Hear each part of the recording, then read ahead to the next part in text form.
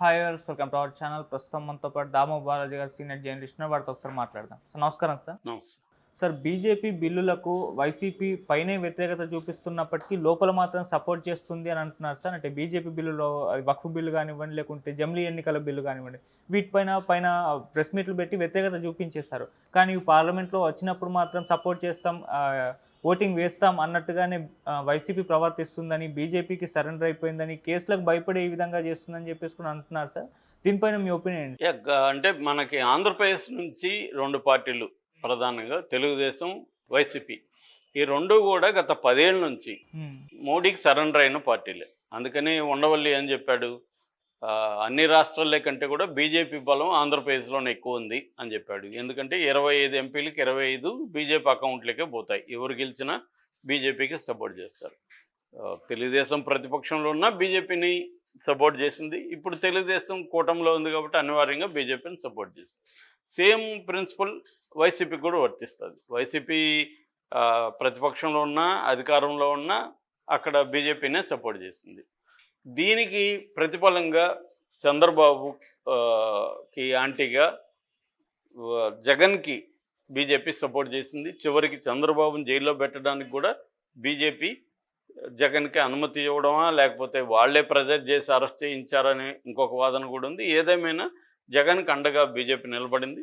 అలాగే జగన్ మీద దాదాపు 20 కేసులు ఉంటే 11 ఏళ్లుగా జగన్ బెయిల్ మీద ఉండడానికి కారణం మోడీ జగన్తో ఉండడమే, ఇంకా వేరేదేం లేదు. అది ఒక రకంగా క్విడ్ ప్రోకో. నేను నీకు సపోర్ట్ చేస్తాను, నువ్వు నాకు సపోర్ట్ చేసుకో. నేను నీ వీపు గోకితే నువ్వు నా వీపు గోకు అన్న ఒక క్విడ్ ప్రోకోనే ఇక్కడ కనబడుతుంది. అది తెలుగుదేశం విషయంలో వాస్తవమే, జగన్ విషయంలో వాస్తవమే. ఇక్కడేదో జగన్ ఒక్కడే బీజేపీతో కుమ్మక్కయ్యాడు, తెలుగుదేశం కాలేదా? తెలుగుదేశం కూడా అయింది. ప్రతిపక్షంలో ఉన్నప్పుడు జగన్ని విమర్శించారు తప్ప కేంద్రం నుంచి ఫండ్స్ రాలేదని ఉద్యమాలు చేయడం కానీ, దీక్షలు చేయడం కానీ ఏవి చంద్రబాబు చేయలేదు కదా. ఎందుకంటే చంద్రబాబుకి భయం ఉంది. మరి చంద్రబాబు భయం లేకపోతే తన ఎంపీలని నలుగురిని అటెందుకు పంపించాలి బీజేపీలకి? అట్లాగే జగన్కి భయం ఉంది. సో ఇద్దరు కూడా ఇక్కడ ఎన్ని బీరాలు పలికినా కేంద్రంతో పెట్టుకునే పరిస్థితిలో లేరు. ఎందుకంటే పెట్టుకున్న కేసీఆర్ కానీ, పెట్టుకున్న హేమంత్ సోరెన్ కానీ, పెట్టుకున్న కేజ్రీవాల్ కానీ ఏమయ్యారో అందరూ చూస్తున్నాం. హ్మ్. ఎందుకంటే పెట్టుకుంటే నువ్వు జైలుకి పోతావు, మాతో ఉంటే మిమ్మల్ని చూసుకుంటాం అనేది మోడీ ప్రభుత్వాన్ని పాలసీ. అందుకని ఎవడు ఇప్పుడు మళ్ళీ ఇప్పుడు జగన్ కన్విక్షన్ పడుతుందనుకో అతను పొలిటికల్ కెరీర్ అంతమైపోతుంది. మనం లల్లు ప్రసాద్ యాదవ్ చూసాము, జయలలితది, శశికళ చూసాము. ఇలా వీళ్ళ పొలిటికల్ కెరీర్స్, వాళ్ళ లైఫ్ రూయిన్ అయిపోయింది కదా. మరి అంత రూయిన్ అవ్వాలని చంద్రబాబు కోరుకోడు, జగన్ కోరుకోడు. ఇప్పుడు ఇక్కడ కూడా కేసీఆర్ ఎందుకు సైలెంట్ అయిపోయాడు, బీజేపీకి యాంటీగా మోడీని ఒక మాట అనకుండా ఎందుకు ఉంటున్నాడు అంటే, చాలు ఆల్రెడీ కూతుర్ని 5.5 నిలబెట్టారు, మళ్ళీ వాళ్ళు కేసులు రేవంత్ రెడ్డితో కుమ్మక్కై ఈడీని దింపి మనల్ని ఎక్కడ అరెస్ట్ చేస్తారనేది కేసీఆర్కి కూడా భయం ఉంటుంది. ఇక్కడ భయం లేని రాజకీయ నాయకుడు ఎవరు లేరు, అందరికీ భయం ఉంటుంది. అయితే ఇక్కడ పరిస్థితి ఏంది, ఇప్పుడు గతంలో జగన్ అవసరం బీజేపీకి ఉన్నింది. ఏ రకంగా? రాజ్యసభలో బీజేపీ బలం లేదు కాబట్టి జగన్కి స్ట్రాంగ్ ప్రెజెన్స్ రాజ్యసభలో ఉంది కాబట్టి రాజ్యసభలో బిల్లులు పాస్ కావాలంటే బీజేపీ మద్దతు లేకుండా పాస్ అయ్యే పరిస్థితి లేదు. అందుకని వాళ్ళు జగన్తో మంచిగా ఉండాల్సిన పరిస్థితి బీజేపీకి ఏర్పడింది. జగన్ కూడా వాళ్ళకి అన్కండిషనల్ సపోర్ట్ ఇచ్చాడు. చివరికి వాళ్ళు అడగకుండా ఉన్న సందర్భాల్లో కూడా వాళ్ళు తన సపోర్ట్ అడగలేదు, తన సపోర్ట్ అవసరం లేదు వాళ్ళు, అయినా కూడా ఇచ్చాడు. అంటే నువ్వు అదేదో అంటారు కదా, నువ్వు ఒంగురా బాబు అంటే ఇతను సాష్టాంగ నమస్కారం చేశాడు జగన్. వాళ్ళు జస్ట్ వంగమన్నారు అంతే. అలాగా ఎందుకన్నా మంచిది సాష్టాంగ పోతుంది, వాళ్ళకి ఎక్కడ ఏమైనా కోపం వస్తుందేమో అన్న స్థాయిలో జగన్ బెండ్ అయిపోయాడు, సరెండర్ అయిపోయాడు. అట్లాగే చంద్రబాబు అయినా అంతే.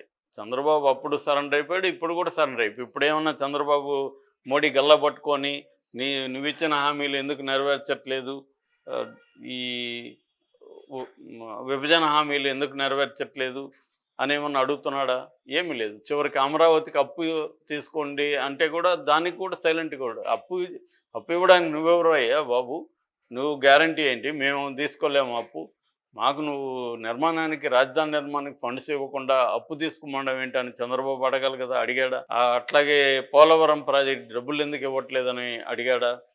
ఏమీ లేవు.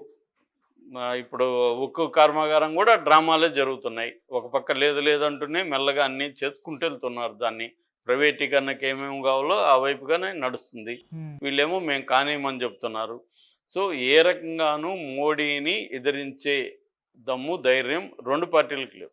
అయితే ఇప్పుడు పర్టిక్యులర్‌గా మనం 2 బిల్లుల గురించి మాట్లాడుకోవాలి. ఇప్పుడు ఇంకొక 8 రోజుల్లో శీతాకాల సమావేశాలు ఇంకొక 7 రోజుల్లో స్టార్ట్ అవుతున్నాయి. ఇందులో ప్రధానంగా 2 బిల్లుల్ని మోడీ ప్రభుత్వం పెట్టబోతుంది. ఒకటి వక్ఫ్ బిల్లు. అంటే ముస్లిం వక్ఫ్ బోర్డు దాని మీద మనం ఆల్రెడీ టాపిక్ చెప్పుకున్నాం. ఆ వక్ఫ్ బోర్డులో కొన్ని సవరణల్ని అది తీసుకొచ్చింది. ముఖ్యంగా నాన్ ముస్లింల బోర్డులో ఉండడం, ఆ వక్ఫ్ బోర్డు ఆస్తులన్నీ కూడా గవర్నమెంట్ కంట్రోల్‌లోకి తీసుకొని వచ్చేయడం ఇవన్నీ చేయబోతుంది.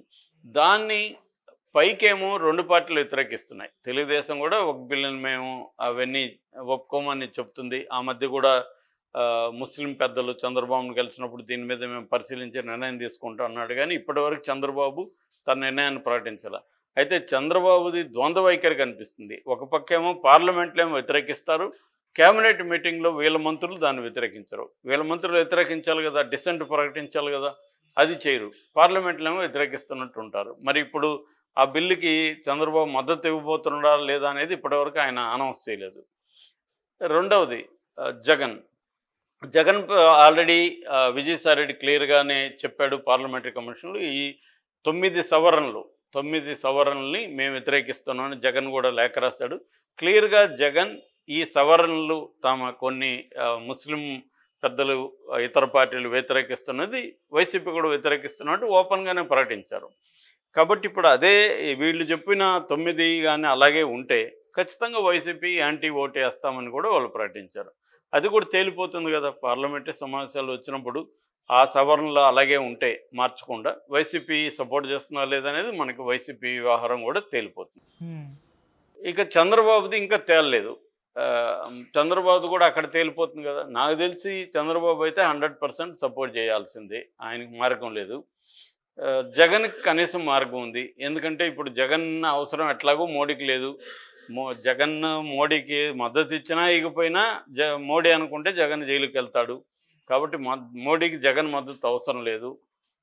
కాబట్టి ఆ బిల్లుకి సంబంధించి జగన్ పెద్దగా సపోర్ట్ చేసే పరిస్థితి జగన్‌కి అంత బలం కూడా లేదు పార్లమెంట్‌లో.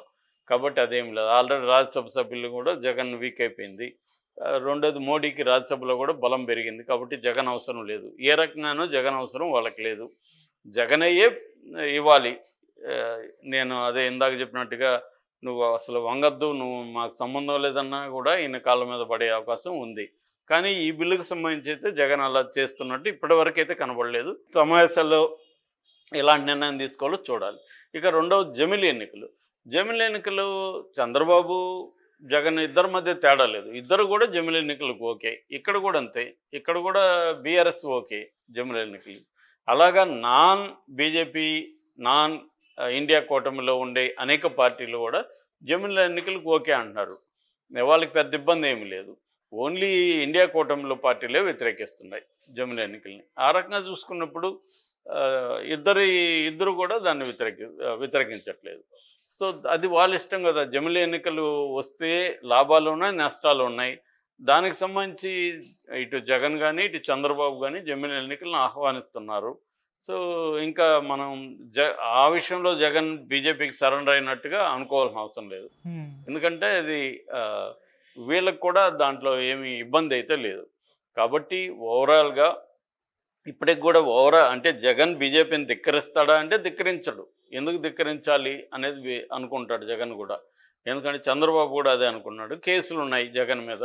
కాబట్టి ధిక్కరించి రూయిన్ అయ్యే కంటే అదేదో అంటారు కదా! బ్రేక్ అయ్యే కంటే బెండ్ అవ్వడం మేలు కదా అని. సో బ్రేక్ అవుతామా, బెండ్ అవుతామా అనుకున్నప్పుడు బెండ్ అవుతారు. ఎప్పుడైనా ఎన్ని బీరాలు పలికినా నీ ప్రాణం మీదకి వచ్చినప్పుడు ఎవడైనా ఏం చేస్తాడు? సరెండర్ అవుతారు. ఎనిమికి సరెండర్ అయితే మనం ప్రాణాలు కాపాడుకోవచ్చు అనుకున్నప్పుడు సరెండర్ అవుతారు. అదే జరుగుతుంది.